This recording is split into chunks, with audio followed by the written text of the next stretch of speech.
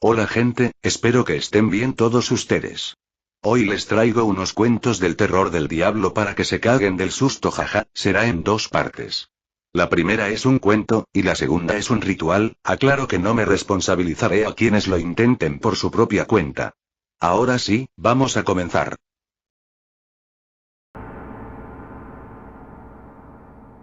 Cuento de terror. Diego, un joven de 25 años, llevaba una vida despreocupada y totalmente egoísta, más que libertad, lo había convertido en libertinaje. Parecía no tener ningún propósito en la vida más que asistir a cuanta fiesta y discoteca fuera posible. El dinero no le era problema, tenía lo suficiente como para vivir esta y otras dos vidas más, era uno de los herederos de la fortuna de su tío abuelo Bruno Barrios, la cual incluía una hermosa casa apodada Casa Barrios y una vieja fábrica que aún producía mucho dinero, pero el dinero producto de la venta de su parte de la fábrica le interesaba más. Esto último, sumado al dinero heredado, era una verdadera fortuna. Diego era un tipo vanidoso, individualista y mezquino, no hacía nada que no fuere para propio beneficio. Su porte superficial y egoísta le atraía a personas similares a quienes él apenas podía llamar sus amigos. Siempre estuvo rodeado de gente, pero en realidad, desde que se separó de sus padres, siempre había estado solo. El objetivo de cada fiesta era tener una conquista nueva. Diego elegía siempre una mujer atractiva, pues a decir verdad él también lo era, se pasaba la noche entera seduciendo mujeres alardeando de sus riquezas y buen físico, prometiéndoles este mundo y el otro. La mayoría de veces funcionaba, y terminaba la noche en su apartamento o algún lujoso hotel cercano compartiendo la cama con su nueva conquista. A Diego le gustaba tomar fotografías durante la noche, las guardaba como un trofeo. Pero siempre, al amanecer, la actitud de Diego hacia sus doncellas cambiaba drásticamente y las desechaba como a un trapo sucio. En su mente una mujer era solo eso, objetos que están a su disposición para usarlas cada vez que a él se le antoje. Había vivido así durante algunos años y no tenía la mínima intención de cambiar ese estilo de vida. Una noche, se encontraba celebrando juntos con sus amigos su cumpleaños número 26, como era habitual, se encontraba con sus plásticos amigos en una estruendosa fiesta, cualquier excusa era suficiente como para armar escándalo como aquel, para Diego, no era nada nuevo. Pero esa noche, lejos de su cotidiana jovialidad y despreocupación por la vida, se le notaba pensativo, casi ido, parecía no disfrutar la noche como siempre lo hacía. Sus amigos ni siquiera lo notaron, y mientras se encontraba cavilando con la mirada perdida en el espacio, una chica se le acercó y le susurró al oído: «Sopla las velas y pide un deseo». Diego, sin ver atrás, se levantó de la silla donde se encontraba, sopló las velas y en su mente, pidió su deseo: juventud eterna. Hecho esto, sus amigos comenzaron en un frenesí fiestero, cada uno ocupándose de lo propio.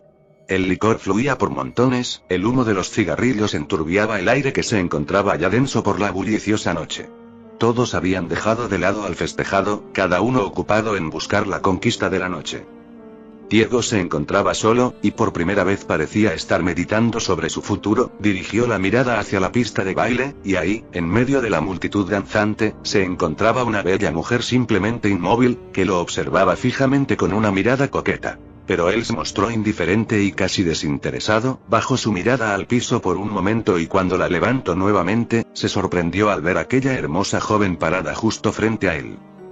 Había atravesado la pista de baile y la multitud que no cesaba de moverse, todo en solo un instante. Pero el asombro duró poco, pues la belleza de la joven era cautivante, era tan bella como misteriosa, su cuerpo era escultural, morena de pelo castaño rizado, ojos verdes y ropa tan provocativa que no dejaba mucho a la imaginación. Parecía ser una modelo de revista, simplemente era la mujer más hermosa que Diego alguna vez vio. Ella se le acercó y se sentó a su lado. Poco tiempo pasó antes que la conversación amistosa e inocente se volviera un juego de seducción y coqueteos. Era algo extraño, pues siempre el seductor era él.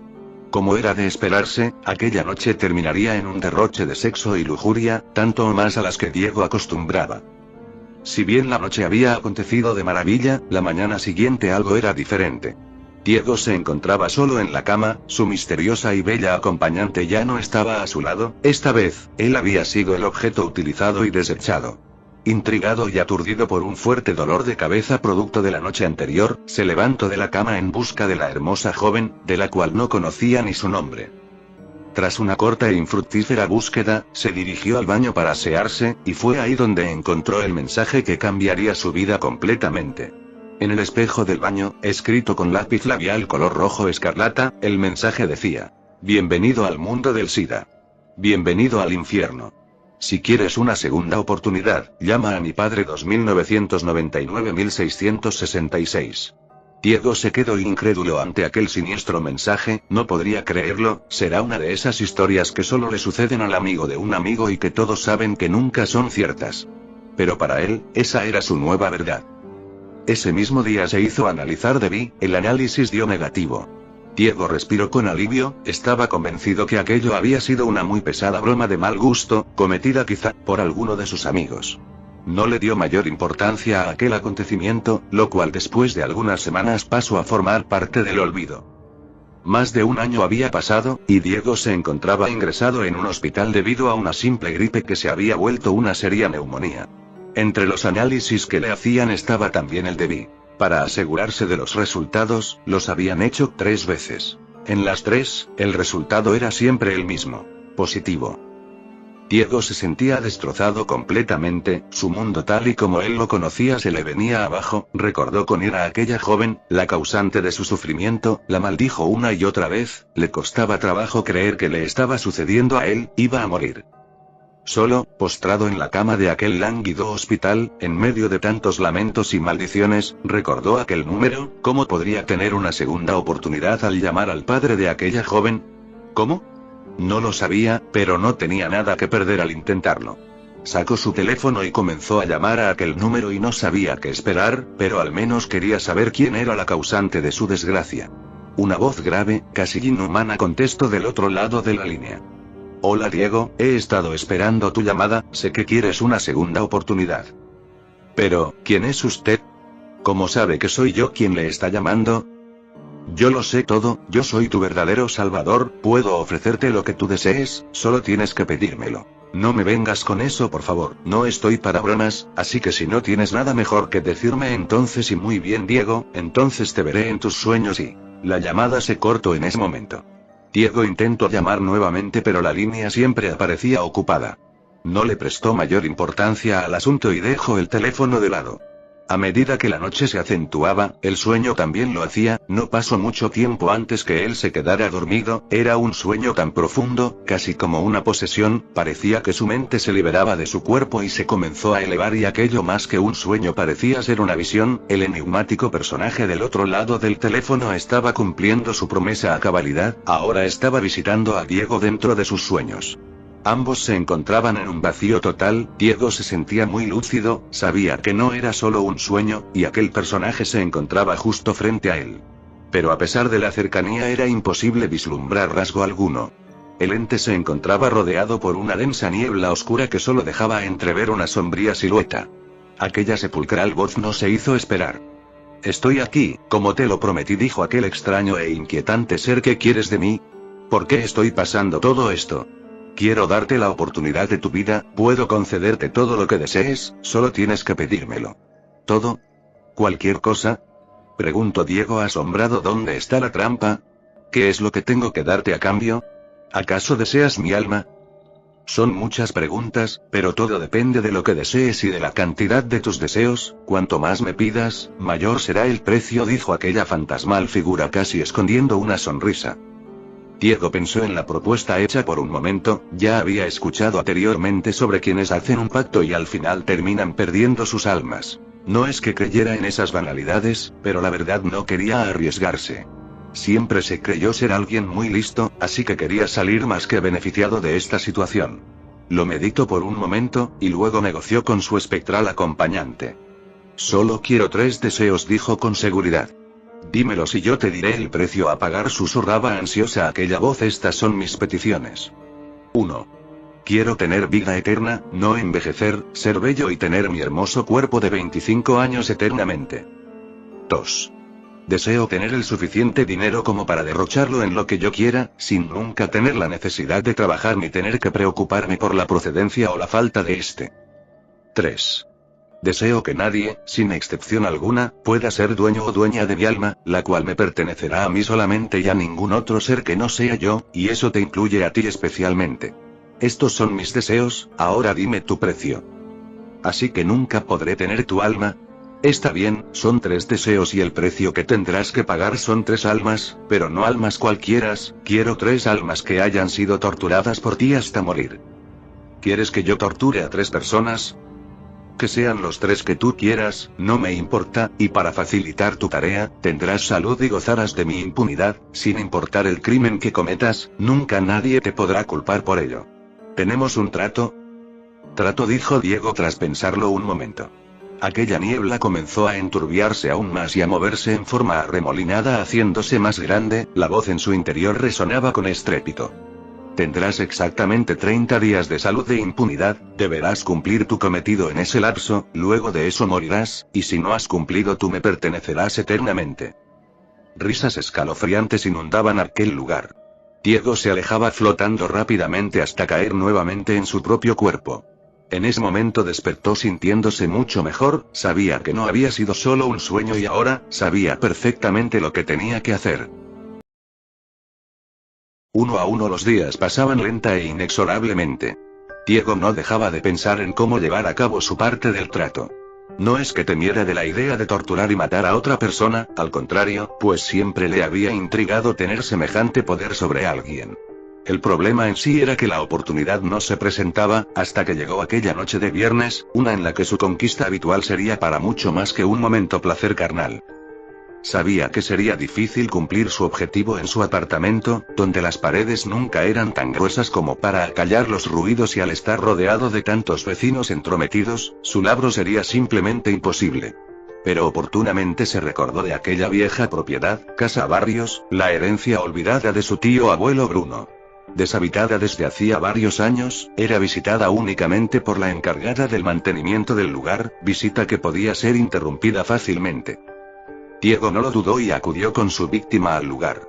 Después de su habitual tributo de sexo, sometió a su víctima y la llevó al sótano, el cual, al ser tan profundo y aislado, se hacía casi a prueba de sonido, parecía estar hecho para este tipo de situaciones, simplemente era el lugar perfecto. Dejó a la chica ahí, atada fuertemente a una silla de pies y manos mientras planeaba su funesto destino. Diego daba vueltas y vueltas a su cabeza, los enérgicos gritos de aquella infeliz en súplicas de su liberación se escuchaban como música de fondo, no pasó mucho tiempo para que Diego se hartara de esos chillantes alaridos. Se acercó a ella y sin ninguna muestra de emoción comenzó a golpearla repetidamente, casi a punto de hacerla desfallecer. Luego, cuando los golpes la habían dejado casi inmóvil, cosió su boca para asegurarse de no volver a escuchar aquellos ensordecedores alaridos nuevamente.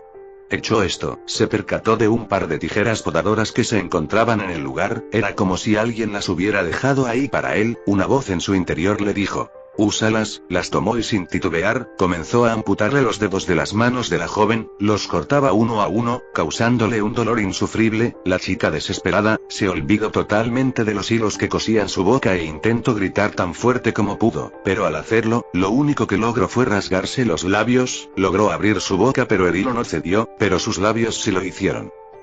Retazos de piel y tejido que antes eran sus carnosos labios, colgaban de su boca, de sus mutiladas manos fluía una enorme cantidad de sangre, se encontraba inmóvil, abrumada de tanto dolor.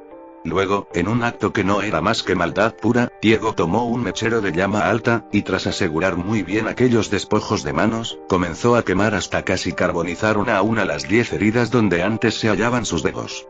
La joven, con la boca y manos mutiladas, simplemente no era capaz de soportar aquel sufrimiento, su cuerpo intentaba apagarse perdiendo el conocimiento momentáneamente, recuperándolo solamente cuando Diego la golpeaba con el fin de hacerla reaccionar para que presenciara otro grotesco acto por parte de su captor. Diego tomó los 10 dedos amputados, y comenzó a cocinarlos en aceite y especias en una pequeña cocina que estratégicamente se encontraba en el lugar, los cocinó hasta freírlos en su totalidad.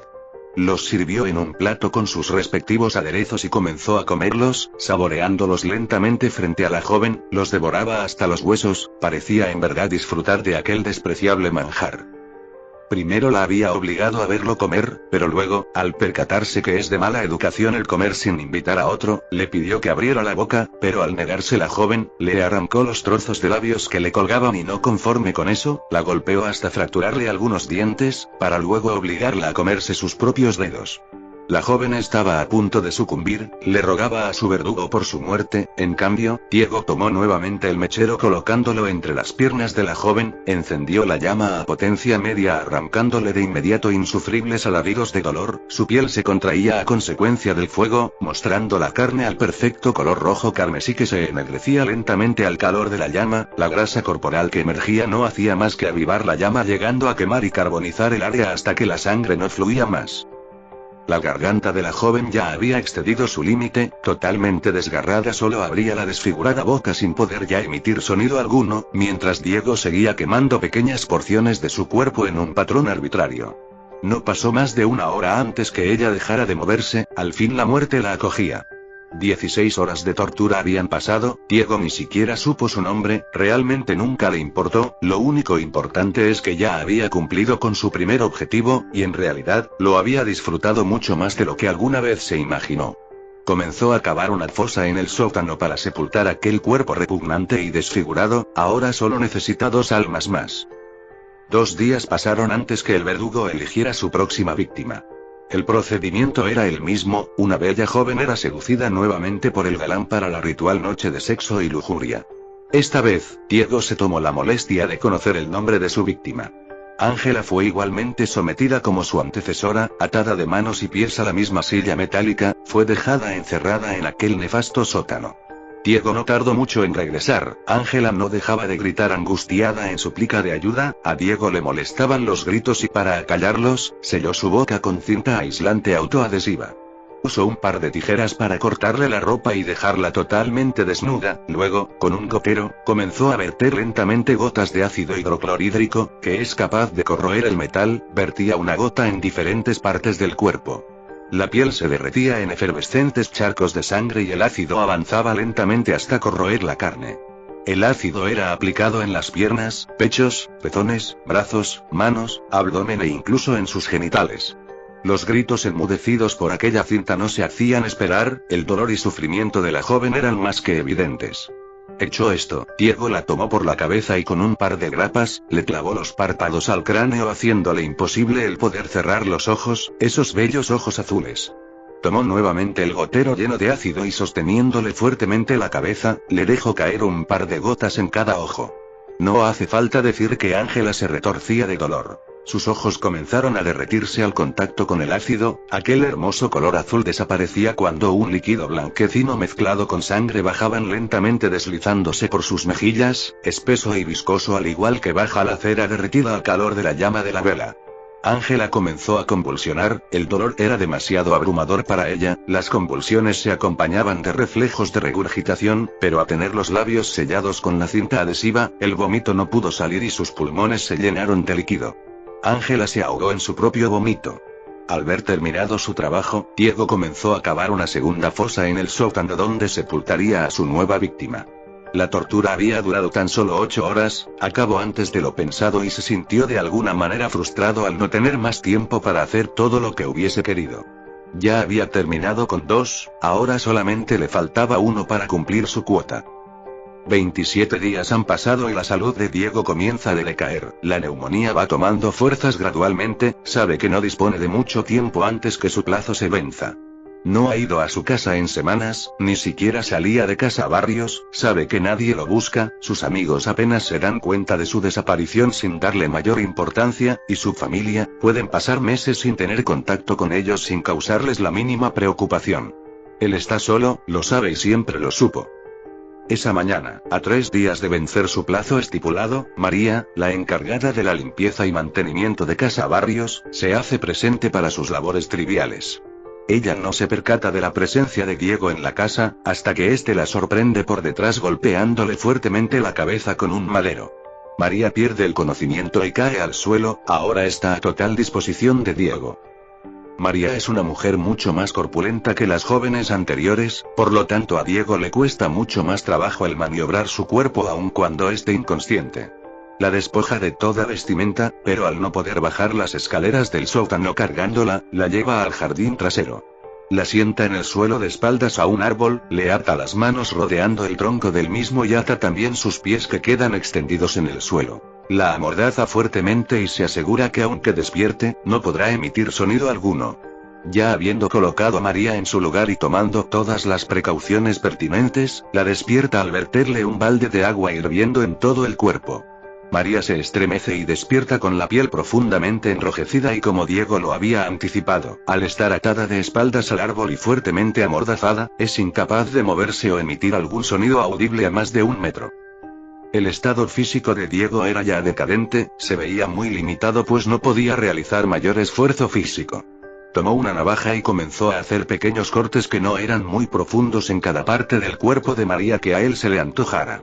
La piel de María comenzaba a ampollarse debido a las quemaduras, el dolor de los cortes no era nada en comparación al ardor de las llagas en todo el cuerpo. Diego observó su entorno y después de una corta búsqueda, fue a la cocina, de donde regresó con varias botellas, comenzó a verter litros y litros de miel de abeja sobre el cuerpo lacerado de María, hasta haber vaciado todas las botellas. Esto, hasta cierto grado, daba un alivio temporal al dolor de las quemaduras, pero lo maléfico de la obra era que la miel estaba atrayendo a un ejército de hormigas rojas. María se hallaba esclavizada junto a un enorme nido de hormigas, miles y miles de estas parecían hacer formaciones de batalla y desfilar hacia la miel vertida sobre el cuerpo de la mujer. Un ejército que lenta e implacablemente recogía su dulce botín, llenando a la vez de miles de dolorosas picaduras. El solo correteo de las hormigas sobre aquella piel tan irritada era ya insoportable. Las ampollas abiertas en la piel, facilitaban que la miel se introdujera en ellas, así como también lo hacía en aquellos cortes hechos anteriormente, esto provocaba a las hormigas a arrancar pequeños trozos de endulzada piel, trozos tan pequeños como la cabeza de un alfiler, pero tan dolorosos como arrancarse las uñas con los dientes. Diego sabía que las hormigas poco a poco, terminarían con su trabajo y dejó a María a cargo de ellas. Abandonó el lugar en busca de ayuda médica. Su tercer y última víctima estaba lista, aunque él realmente nunca la vio morir. Él fue ingresado ese mismo día en el hospital local, la neumonía empeoraba a cada momento. Casi agonizante, recordó aquel número 2999-1666, comenzó a llamar y nadie contestaba del otro lado. Se sentía estafado, él había cumplido con su parte del trato pero nadie más había cumplido con él. Los 3 días pasaron y Diego perdió la batalla contra su enfermedad. Murió tal y como le habían vaticinado 30 días antes. Al morir, su alma comenzó el paseo por la cima. Después de su interminable descenso al foso se encontró con su negociador, aquel que le había ofrecido la inmortalidad y que a su juicio, no le había cumplido. ¿Qué estoy haciendo aquí?, decía Diego con tono enfurecido. Yo debería estar vivo. No te precipites, María tardó 3 días en morir y al final murió justo unos momentos antes que tú, solo quería estar seguro que cumplirías con el plazo. Además, para tener un cuerpo joven y eterno primero debías deshacerte de ese enfermizo que poseías. Yo he cumplido con mi parte, replicó Diego, ahora cumple con la tuya y dame esos 3 deseos. Admito que lo has hecho, le señaló aquel hombre. Has cumplido, aquí están tus 3 deseos. 1. Tu alma es libre ahora, no le pertenecerá a nadie más que a ti. 2. Tendrás todo el dinero que necesites de aquí a la eternidad, al despertar solo debes buscar en el bolsillo derecho de tu pantalón y ahí lo encontrarás. 3. Tendrás también juventud y vida eterna, poseerás tu embellecido cuerpo de 25 años, saludable y fuerte, jamás morirás ni envejecerás. Pero has de esperar 3 días para esto pues a nadie le es permitido levantarse de entre los muertos antes de esos 3 días. Diego se notaba complacido, sabía que estaba obteniendo lo que tanto anhelaba. Todo ese esfuerzo al fin estaba dando frutos. Permaneció en el limbo durante 3 días, y como le había sido prometido, al tercer día despertó. Diego moría de ansias por encontrarse con su nuevo futuro. Lentamente sus ojos se abrieron. La oscuridad era total. Su cuerpo se hallaba entumecido debido a la falta de movimiento. Poco a poco iba recobrando la vida y poco a poco también el horror se acrecentaba al infinito. Se hallaba encerrado en un espacio reducido, apenas si había espacio para él. Palpando desesperado a su alrededor pudo darse cuenta que su temor se estaba volviendo realidad. Las paredes acolchonadas con algodón y lino le comprobaban su realidad, se encontraba dentro de su ataúd, sepultado a 3 metros bajo tierra. Desgargantes gritos de pavor y auxilio comenzaban a emerger de aquel cuerpo antes inerte, gritos que eran apagados por las paredes del ataúd, semejantes alaridos eran solo comparables con aquellos que sus víctimas habían hecho antes. En un atisbo de esperanza, comenzó a revisar sus bolsillos en busca de un teléfono y no encontró nada. Pero en la bolsa derecha de su pantalón había algo. Una moneda de 1 centavo, no era ninguna fortuna, pero seguramente nunca iba a necesitar más que eso estando ahí adentro. A medida que el tiempo pasaba, el aire enrarecía, el oxígeno se acababa lentamente, esa no era una preocupación pues sabía que no podía morir. Pero sin embargo, al agotarse el aire comenzó a asfixiarse lentamente, la falta de oxígeno en sus pulmones le hacía retorcerse de angustia en busca de una bocanada de aire, se sofocaba, pero la muerte no llegaba ni llegaría jamás. Estaba confinado a una agonía eterna de la cual le era imposible escapar, se asfixiaría por la eternidad. Se encontraba totalmente solo, como en toda su vida había estado. Pero no por mucho, pues con el tiempo, los gusanos que se moverían debajo de su piel, serían la compañía que nunca lo abandonaría. Diego quería pasarse de listo y beneficiarse egoístamente de la situación como lo había hecho en toda su vida, intentó aprovecharse de alguien que fue más listo que él, y al final creó su propia perdición pues sus deseos, al ser tan egoístas, le habían condenado, él nunca se dio cuenta que al pedir un deseo que no fuese para sí mismo, se salvaría de todo sufrimiento. Sus 3 deseos estaban cumplidos. 1. Vida eterna, jamás moriría. 2. Todo el dinero que podría necesitar. 3. Su alma jamás le pertenecería a Dios o demonio alguno, solamente a él de aquí a la eternidad. Ritual. Hola mis compañeros amantes del terror. Hoy les vengo a traer la manera verdadera y correcta de cómo invocar y pactar con el Señor Oscuro. ¿Por qué es esta de entre todas la verdadera manera? Pues bien, hay que recalcar que este método es el que aparece en el libro Grimorio de la llave menor de Salomón, que es por mucho el texto de demonología más importante para el judeocristianismo, así que si un procedimiento para invocar al diablo es genuino, tiene que ser este. Además, es presumiblemente el que han utilizado famosos en todos los ámbitos para alcanzar sus metas. Comencemos.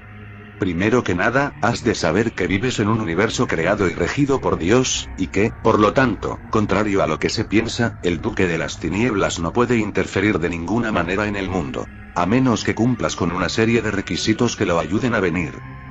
Tendrás que empezar por hacer tu ritual en un día en el que los infiernos sean más cercanos a la tierra. Según el libro Grimorio de la llave menor de Salomón, estos son el día de la Asunción de Nuestra Señora, la víspera de San Juan Bautista y el primer día de Pentecostés. Sin embargo, también puede ser intentado los días 4 de cada mes, si se sacrifica un gallo negro 12 horas antes de comenzar el rito. Independientemente del día en el que decidas invocar al oscuro, tendrás que iniciar el pacto entre las 3 y las 5 de la mañana, pues a esa hora la frontera con el infierno se hace más corta. Dicho esto, para comenzar el ritual, deberás colocarte en una habitación totalmente a oscuras y con el suficiente espacio como para dibujar un círculo de buen tamaño. Cuando te cerciores de que no hay ni un solo destello de luz en la habitación, has de encender una vela, preferentemente un cirio pascual, ya que Luzbel lo tomará como una afrenta contra el bendito haciéndote un mejor candidato para realizar el pacto. Una vez encendida, dibuja en el centro de la habitación un círculo de aproximadamente 1 metro de diámetro, con una mezcla de cobre rojo en polvo y carbón molido, y otros 6 círculos cada vez más pequeños en el interior de este. Procede a colocar la vela en el centro de los 7 círculos, y con ayuda de una brújula, escribe los 4 puntos cardinales, como si se tratara de una rosa de los vientos, pero has de escribirlos invertidos. Por último, coloca una pluma de cualquier animal en el sur, un trozo de tu carne o la de otro ser humano en el oeste, tierra o arena de cualquier lugar en el este, y un feto de chivo o mula al norte. Recuerda que has invertido los puntos cardinales, no cometas un error al colocar las ofrendas, pues Satanás es muy exigente y cualquier fallo te costará el ritual. Si tu círculo de invocación está completado, procede a rezar las siguientes palabras.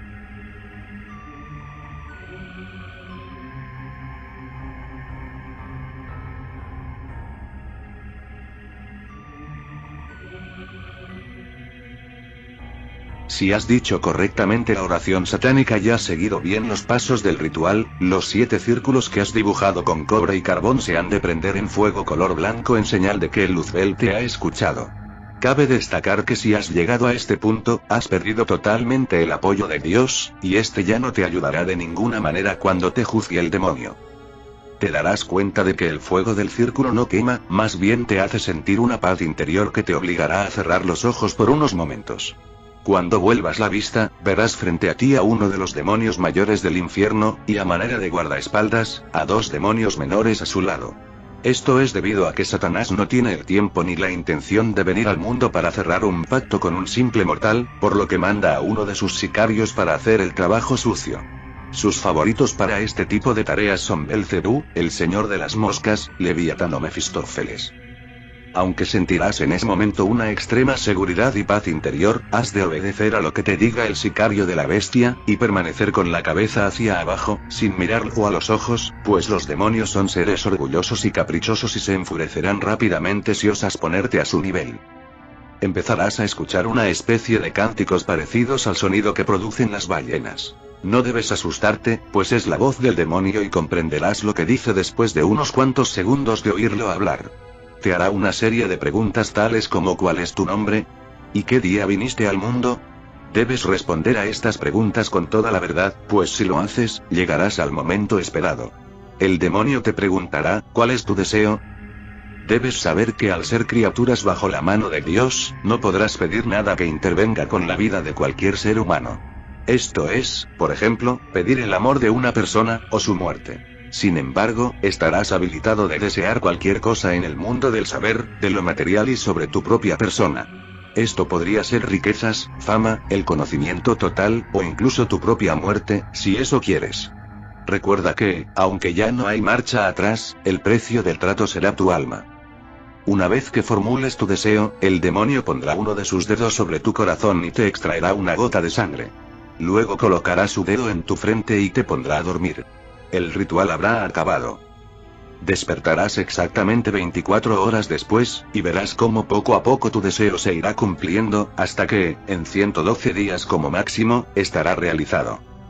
A diferencia de lo que se cree sobre que Luzbel es traicionero y hará alguna artimaña para que no disfrutes de tu deseo, lo cierto es que el maldito es un ser increíblemente justo, y te dejará gozar de tu petición hasta el día de tu muerte, pues eso fue parte del acuerdo.